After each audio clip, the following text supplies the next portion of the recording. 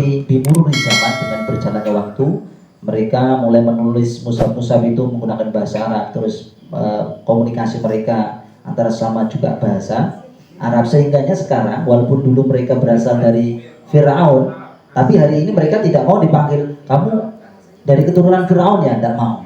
Nah, mereka mengakui di mururi zaman dengan berjalannya waktu bahwa mereka adalah orang Arab. Betul di sini. وأنا تخصصي اللغات. My major, my specialty is language.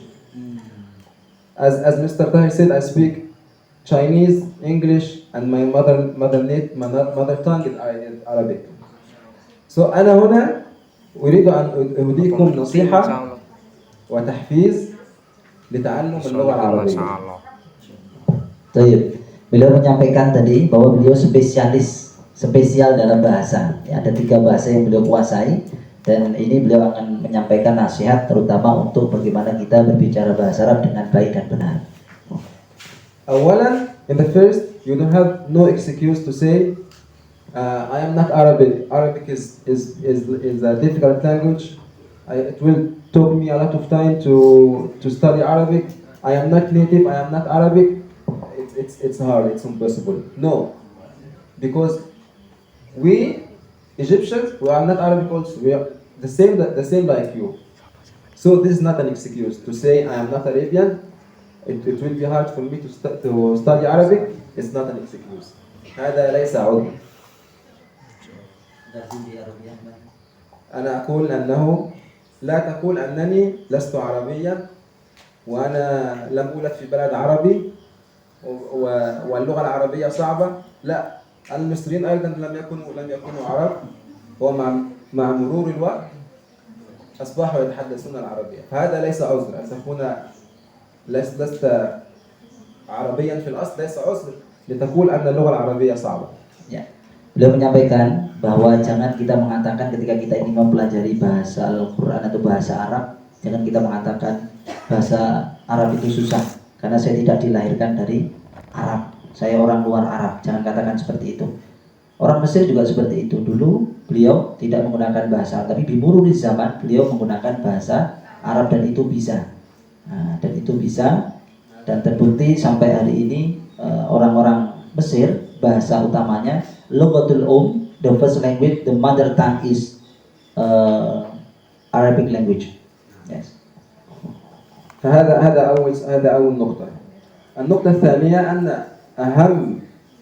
أهم نقطة تساعدك وتساعدك على تعلم اللغة هو الاستماع. Listening is the most important thing.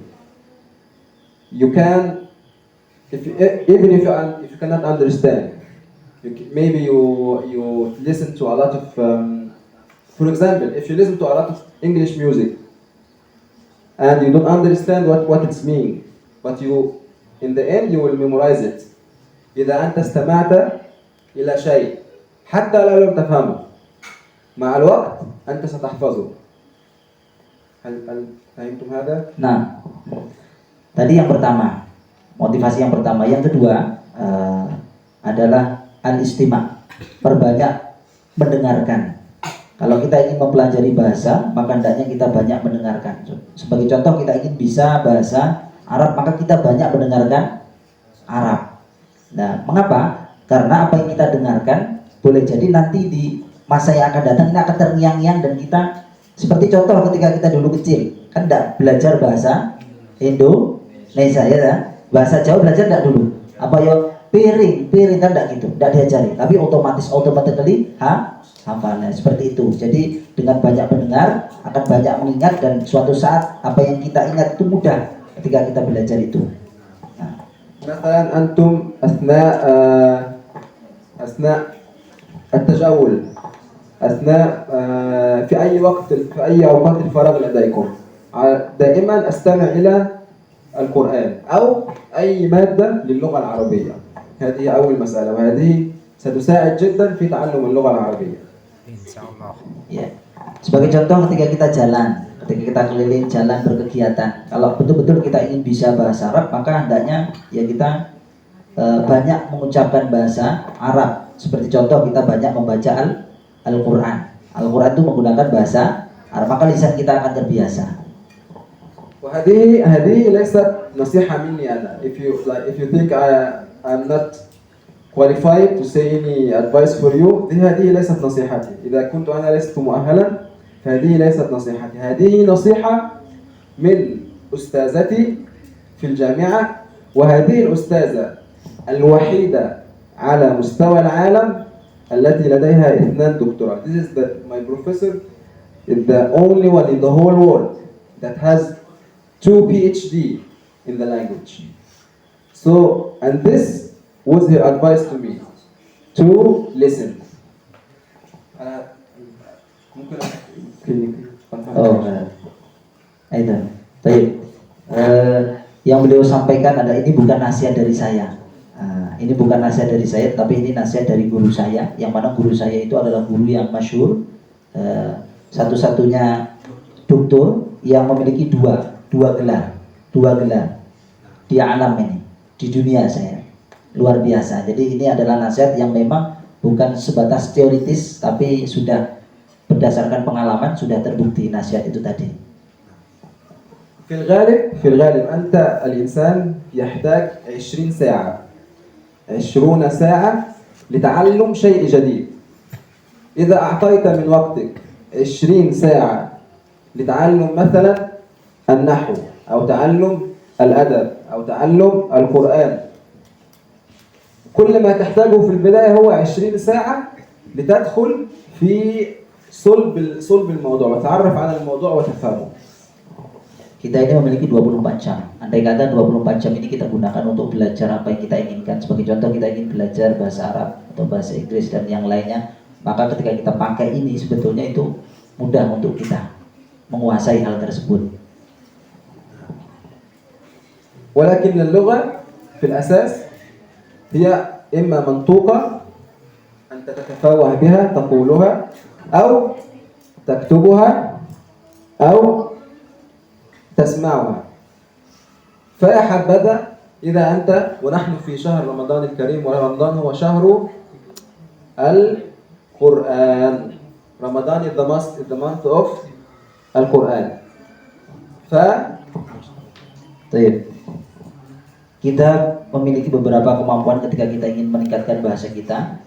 Kita bisa menulis, kita bisa berbicara, kita bisa mendengar. Apalagi kita sekarang berada di bulan Ramadan, yang mana bulan Ramadan ini ada waktu yang sangat tepat untuk kita belajar, terutama bahasa Arab tadi dengan qiraatul Quran, memperbanyak tilawah Al-Quran. Nah, ini akan terngiang-ngiang. Apa yang kita sering ucapkan ini akan terngiang-ngiang sehingga mudah bagi kita nanti untuk belajar al-laghah al-arabiyah. مثلا ممكن أفتح المصحف. بالمناسبة ما الفرق بين المصحف وبين القرآن؟ من يعرف الإجابة؟ Mungkin bisa dengan cara membuka mushaf. Siapa yang tahu perbedaan mushaf dengan Al-Quran? Malfar. Apa perbedaannya? What differences between mushaf and Al-Quran? Anybody know? Saya dulu juga dibingungkan oleh Mas Islam. Dikasih pertanyaan sama, apa beda Al-Quran dan mushaf? Karena selama ini saya tahunya Al-Quran itu ya. Ternyata bukan. Itu namanya mushaf. Itu namanya mushaf. Al-Quran itu adalah bagian daripada kitab-kitab. Mushaf is the book. Book. Right? Quran is the content. Al-muhtawa. Quran, mushaf itu adalah mushafnya, bentuknya, kertasnya itu bentuknya. Tapi kalau Al-Quran itu the content of the mushaf. Kontennya, isi ayatnya itu Quran. لذلك مثلا هناك مصحف مكة، مصحف المدينة، مصحف إندونيسيا. نعم، لأنه هذا الكتاب الخارجي.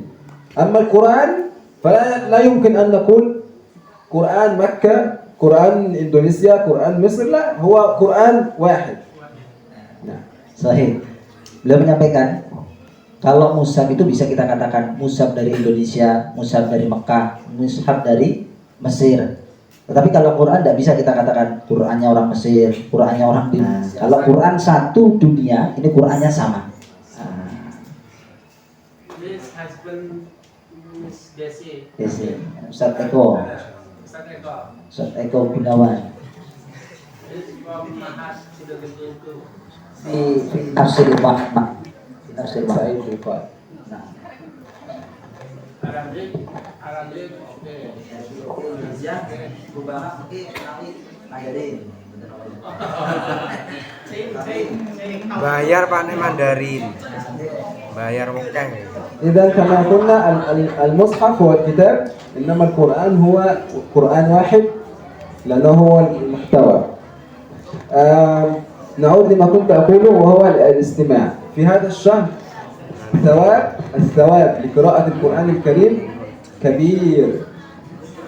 الله عز وجل في القرآن يقول: شهر رمضان الذي أنزل فيه القرآن. رمضان هو شهر القرآن. فأنا أنصحكم خلال هذا الشهر مثلا بدل من أن تقرأ القرآن فقط من المصحف، أنت ممكن تأتي بالمصحف وبالهاتف أو أي شيء وتقوم بتشغيل السورة وتسمع أثناء القراءة. Apalagi ini di bulan Ramadan. Ya, beliau menyampaikan kembali tadi kepada istimak. Kalau musab tadi sudah paham ya, musab tadi. Bahwa musab itu adalah bentuknya. Kalau Quran itu adalah isinya. Beliau kembali ke istimak, mendengarkan. Apalagi ini di bulan suci Ramadan. Syahrul Ramadan allati unzila fihil Quran hudan linnas wa bayyinatin minal huda wal furqan. Jadi memang betul, apalagi ini kita pupung di bulan Ramadan, diturunkannya Al-Quran dan pahalanya luar biasa. ولكن هناك تكنيك أو طريقة لعمل هذا. أنا سأشرح بمثال. Ya, ada caranya beliau akan menjelaskan.